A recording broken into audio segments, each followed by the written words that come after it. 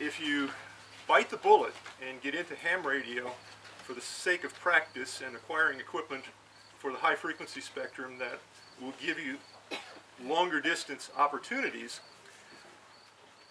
you have to deal with the unreliability, because anything that operates in the high frequency spectrum is going to be determined by atmospherics, and it's highly variable. So rather than me telling you the links to where you can learn about this stuff, why don't you just pass these around.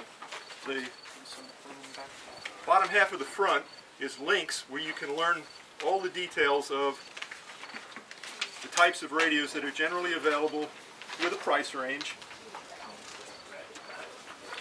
And let me talk about something that everyone seems to ask me at one point or another. What about encryption? What about obfuscation? If you're going to be working with the handheld radios that you can generally acquire through Amazon or Walmart or whatever, you're limited to doing things like voice scrambling, and that's it's an okay way to approach obfuscation, but again, it's not terribly secure. You can buy a voice scrambler, somebody else can buy a voice scrambler and decode it. Encryption, if you are looking at things like radio email, which I have a demonstration over on the other side of the house, you can take full advantage of things like the PGP public key encryption privacy standards, but it isn't legal to do it within the scope of an amateur radio license. So what I advise people is, if you think you may need that level of security in the future, learn how to do that in your current internet-based email. Learn how to use public key encryption, learn how to secure files, learn how to unsecure files with public and private keys. Then, if you get into a situation where either there is no rule of law or things are so bad that you don't care anymore, you can just use that same experience to apply that to attachments to email via radio, and you have the experience, you've learned how to do things without exposing yourself to potentially prosecution by our Fox Charlie Charlie in Washington, Federal Communications Commission. There's a couple of links on the top of the second page about ciphers and codes. I put that there mostly to get you thinking about it. There are things you can do manually within a group that's reasonably good at obfuscation, but again, if you can find it, somebody can break it. So, short of PGP or some of the other public standards, you're still exposed. Now, you can get very creative in your use of technology within your neighborhoods. I said wire your neighborhood to avoid radiation. It seems like counterintuitive when you're talking about radio technology, but if you radiate, somebody will hear you. And it's a matter of who hears you, what their intentions are. With a couple of friends in my neighborhood, we're seriously considering running private copper pairs or coax house to house. And in that way we can put whatever communications we want house to house without ever putting a signal out into the atmosphere. What are your length requirements for that then? For copper pairs, not a problem in the neighborhood. For coax, probably a quarter of a mile between facilities. So you would need a booster? A multiplexer, DMAX? When we do that, I will actually have to sit and measure signal levels. Okay. But I'm speaking of thoughts in the head on that, not having actually done it. Wired buildings, but again, that was all right. Short distances. Yep. Now, there are things you can do in using some of those short distance radios, things like the baby monitors and the personal communicators that have very short range. I'm using them to monitor my barn. I've got my radio room in the second story of my barn. I've got my workshop downstairs. In the 30 years I've lived there, I've been burgled twice. So now I listen to my barn. And the devices that are down there are voice operated. So when there's a noise, they turn on, the receiver in the house wakes up, and I hear what's going on without having to put in video surveillance and cable the facilities which are, 150 feet away. What's the range of that? Usable range, 1/8 of a mile. You can Do trees interfere? trees absorb somewhat. The biggest issue I've found is asphalt roofs. Trying to use my wireless internet services. If you put a router in an area in the house where the roof extends down below it, it's like the cone of silence. Everybody in the house knows what's going on, all the devices, but the absorption through wet asphalt shingles presents a problem.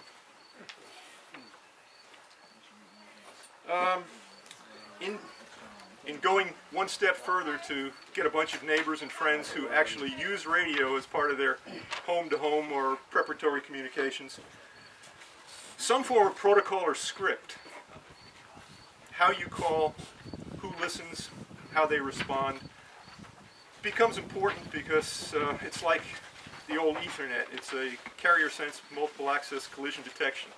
If nobody's trained using half-duplex radios and hasn't practiced scripted conversations, it becomes chaotic very quickly. And in terms of using radios in creative ways, one of the things I'm looking into is pocket digital voice recorders. I've got some cheap handheld radios that are capable of voice operation. The digital voice recorders are capable of being triggered either by the button or through the port. And I'm thinking of putting them out in the areas of my property where I can't see the perimeter and use them to spread misinformation. Perimeter detection turns on the digital voice recorder, starts a conversation of, well, I'm looking at the gate, I see intruders at the gate. Pause, another voice comes on. Yeah, got them in the scope, what do you want me to do? Pause. Well, nothing, just let them walk right now, we'll take them from another position. Something that will confuse the intruder, that I'll know what's going on back at the house. People coming through the woods might give them a second thought. They might decide to exit and go for an easier target.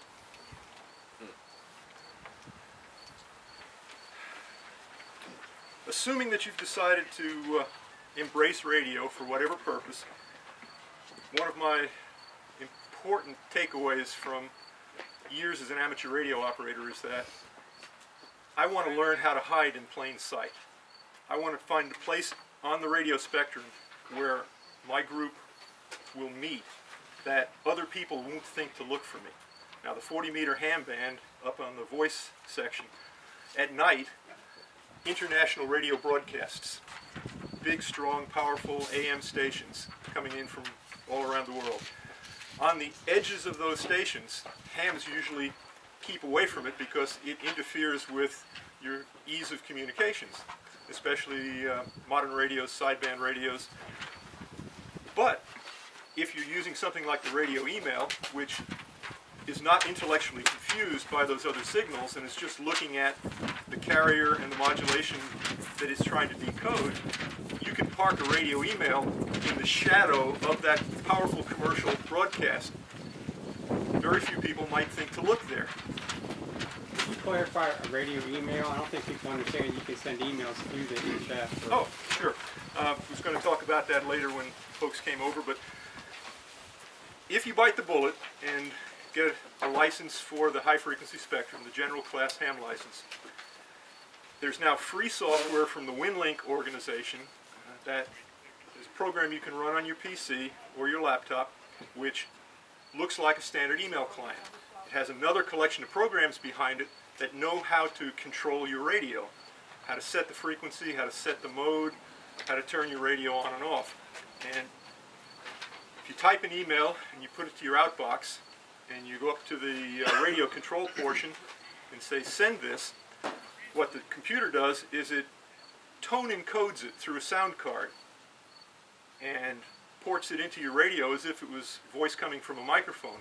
But instead of your voice, it's the characters from your email converted to tones in a fairly narrow spectrum. usually 500 to 1,000 cycles wide. And all around the world right now, probably 40 or more, 50 or more transceivers are just standing by all the time, connected to regular SMTP mail servers and POP3 mail servers, such that if you connect to one of those other transceivers, your email is sent, decoded, turned back into text, and put out on the internet to whatever internet email destination you want to talk to. People who sell sailing ships around the world for fun use this on a daily basis. They'll be out in the middle of the ocean, type an email, hit send, their transceiver fires up, connects to a radio email server, sends the email, it gets delivered through the internet. If you're going to assume a grid down, shit hits the fan, no internet services available, the people who make this software are porting it as a standalone, so you can run a community radio mail server that's an SMTP and POP server to attach to your transceiver, and you can be the mail hub for your community of interest. They haven't told me how long it's going to be until they port that version of the software. Right now you have two options. You can connect to a mail server that's on the internet, or you can do a peer-to-peer, one-to-one conversation between two radios, sending email and attachments. It takes a while because you're using a limited number of cycles of bandwidth. Might take 3 minutes, 5 minutes to send, two-paragraph plain text email depending on conditions, but it's a whole lot better than nothing. We can demo that a little bit later. Find yourself shadows. Do an unexpected mode. It's possible on some radios to operate what's called crossband. You transmit on one frequency, but you listen on another one, and the people in your team know what your outbound and inbound frequencies are. It's like using the radio repeaters up on the towers that the ham community uses. You transmit up on one, comes back on another.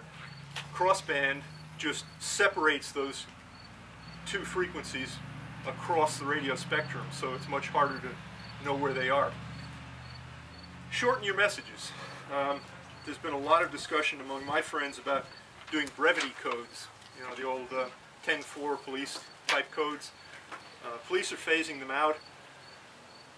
Seems like the preppers are phasing them in. There's a wealth of information on the internet about existing brevity codes for specific purposes.